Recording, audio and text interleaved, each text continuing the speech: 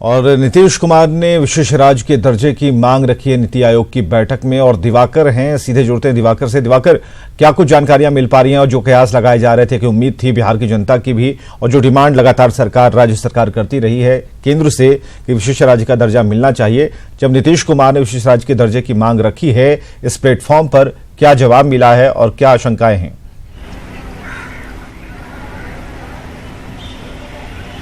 देखिए विवेक, प्रधानमंत्री ने संबोधित किया है मुख्यमंत्रियों को, और प्रधानमंत्री ने ऐतिहासिक बदलाव के लिए सभी मुख्यमंत्रियों को प्रेरित किया है, सभी राज्यों को प्रेरित किया है।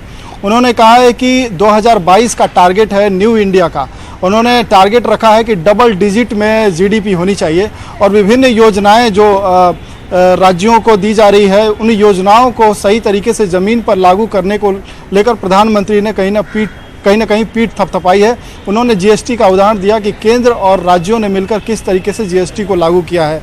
विभिन्न योजनाओं का उन्होंने जिक्र किया, चाहे वो स्किल इंडिया हो, चाहे उन्होंने उज्ज्वला योजना की जिक्र की, उन्होंने प्रधानमंत्री सुरक्षा बीमा योजना का जिक्र किया। प्रधानमंत्री ने सीधे तौर पे मुख्यमंत्रियों से मदद की अपील की है। उन्होंने कहा है कि परस्पर कोऑर्डिनेशन के साथ और जो सहकारी संघवाद है, कोऑपरेटिव फेडरलिज्म है, उस कंसेप्ट को आगे बढ़ाना है और केंद्र और राज्यों को मिलकर कहीं न कहीं विकास की योजनाओं को ज़मीन पर उतारना है। लेकिन मुख्यमंत्री नीतीश कुमार की बात करें, नीतीश कुमार ने पहले से ही संकेत दिए थे कि स्पेशल स्टेटस का मुद्दा उनका लगातार बना हुआ है, और नीति आयोग के बैठक से पहले उन्होंने संकेत दिए थे कि स्पेशल स्टेटस का मुद्दा उठाएंगे। मुख्यमंत्री ने, हालांकि मुख्यमंत्री का भी भाषण होना है, लेकिन मुख्यमंत्री ने इस मुद्दे को रखा है। और गवर्निंग काउंसिल में अब क्या उधर से प्रधानमंत्री की तरफ से या केंद्र सरकार की तरफ से कदम होंगे, बिहार सरकार की तरफ से ये मांग है स्पेशल स्टेटस का। मुख्यमंत्री थोड़ी देर में अपनी बात रखेंगे। सभी मुख्यमंत्री एक के बाद एक अपने भाषण को रख रहे हैं। भाषण के जरिए अपने राज्यों में चल रही योजनाओं के बारे में जानकारी दे रहे हैं, अपनी उम्मीदों के बारे में जानकारी दे रहे हैं, और केंद्र सरकार से विभिन्न मदों में जो उनको राशि चाहिए उसकी भी मांग कर रहे हैं। नीतीश कुमार ने एक खास बात और कही है कि जो 14th फाइनेंस कमीशन के बाद राज्यों की हिस्सेदारी तय हुई 32% से बढ़ा के, यानी 32% हिस्सेदारी से बढ़ाकर 42% हिस्सेदारी की गई। और केंद्र सरकार ने कहा कि जब राज्यों को जो हिस्सेदारी है उसको बढ़ा दिया गया है, तो अब विशेष राज्य के दर्जे का कोई प्रावधान नहीं किया गया है। यानी कि 15th फाइनेंस कमीशन है, उसमें टर्म्स ऑफ रेफरेंस में भी कहीं विशेष राज्य के दर्जे का कोई जिक्र नहीं है। ऐसे में नीतीश कुमार जब अपनी मांगों को जोरदार तरीके से रख रहे हैं, उनकी पार्टी भी इस मांग को लेकर सियासत कर रही है और सियासी तौर पे इस मुद्दे को सामने ला रहे हैं। 2019 का भी आगे चुनाव है, तो ऐसे में देखना होगा, दिलचस्प होगा ये कि केंद्र सरकार नीतीश कुमार के मांगों को किस तरीके से मानती है, क्योंकि एनडीए की सरकार है और नीतीश कुमार उसके स्टेक होल्डर हैं, और दोनों जगह केंद्र और राज्य में एनडीए की सरकार है। तो विपक्षी भी जो दल हैं वो लगातार हमले करेंगे और इस बात को जोर देंगे, जिस तरीके से एनडीए के द्वारा कहा जाता है, एनडीए के नेताओं के द्वारा कहा जाता है कि डबल इंजन की सरकार है। तो ऐसे में डिफेंड करना मुश्किल होगा, और नीतीश कुमार ने इसी सियासी आहट को समझा है, बुझा है, और उन्होंने अपनी बात को जोरदार तरीके से रखी है। गवर्निंग काउंसिल में वो तमाम मुद्दों पर अपनी बात रखेंगे। उन्होंने कहा है कि सब कॉन्टिनेंट जो कंपोनेंट है उसमें बिल्कुल उन बातों का आधार बनाया गया है बिल्कुल जिसको मानक बनाकर बिहार को विशेष राज्य का दर्जा दिलाया जा सकता है। बहुत बहुत शुक्रिया हमसे बातचीत के लिए, अपडेट्स के लिए। और केंद्र सरकार ने बड़ा फैसला लेते हुए रमजान के बाद जम्मू कश्मीर में आतंकियों के खिलाफ ऑपरेशन फिर से शुरू करने का ऐलान किया है। केंद्रीय गृह मंत्री राजनाथ सिंह ने ट्वीट कर कहा है कि जम्मू कश्मीर में हमले, हिंसा और हत्याओं में शामिल आतंकियों को रोकने के लिए सुरक्षा बलों को पहले की तरह सभी जरूरी कार्रवाई करने के निर्देश दिए गए हैं। उन्होंने कहा कि जम्मू कश्मीर में आतंक और हिंसा मुक्त वातावरण बनाने के लिए सरकार अपनी कोशिशें जारी रखेगी। उन्होंने कहा कि यह जरूरी है कि आतंकियों को अलग थलग करते और भटकते हुए युवाओं को सही रास्ते पर लाने के लिए शांति चाहने वाले सभी लोग एक साथ आएं। आपको बताएं कि केंद्र सरकार ने रमजान को देखते हुए 17 मई 2018 को जम्मू कश्मीर में आतंकियों के खिलाफ ऑपरेशन रोकने का फैसला किया था। हालांकि सरकार की इस पहल के बावजूद आतंकियों के हमले और सीमा पार से फायरिंग जारी रही।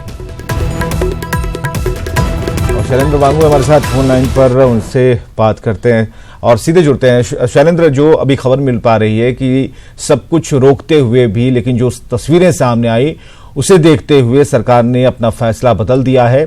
सेना को क्या कुछ कहा गया, क्या निर्देश जारी किए गए हैं? वहाँ पर जो फिलहाल फैसला था ऑपरेशन सस्पेंशन का, वो कल की तारीख यानी कि ईद के साथ ही खत्म हो गया है और माना जा रहा था उसके बाद सरकार फैसला करेगी कि इसको एक्सटेंड करना है या नहीं। लेकिन जिस तरह से सरकार का जो रवैया रहा है, सरकार की जो पहल रही है वहाँ पर ऑपरेशन फिलहाल रोकने की, सस्पेंड करने की, उसका रिस्पांस कहीं ना कहीं सरकार को ठीक नहीं मिला है आतंकियों की तरफ से।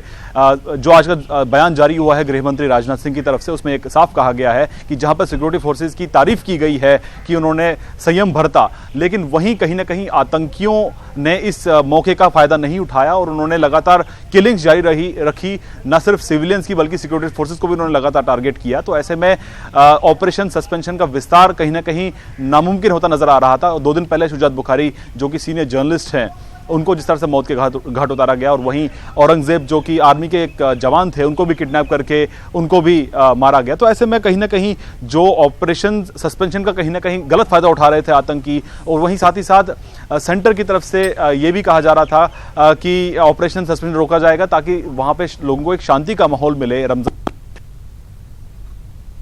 का कहीं ना कहीं सेपरेटिस्ट ने, अलगाववादियों ने भी ठीक तरफ का फायदा नहीं उठाया, वो भी आगे बढ़कर उन्होंने इसमें शामिल नहीं हुए। तो गृह मंत्रालय की तरफ से जो निर्देश जारी किए गए, तो हम ये माने कि जिस तरह से जो तस्वीरें विगत सालों में, महीनों में, दिनों में देखने को मिली हैं कि जो सिक्योरिटी फोर्सेस हैं उनके साथ जो बर्ताव किया जाता है, उनके ऊपर हाथापाई की जाती है, फिर भी एक निर्देश उन्हें होता है कि नहीं, आप सलीके से बात करें, उनसे तहजीब से पेश आएं। लेकिन क्या अभी इस हालात को देखते हुए जब निर्देश जारी किए गए हैं तो क्या फंडामेंटल्स होंगे, क्या कुछ बेस बनाया गया है, क्या सेना को ये आजादी मिलेगी कि वो एक्शन ले पाए?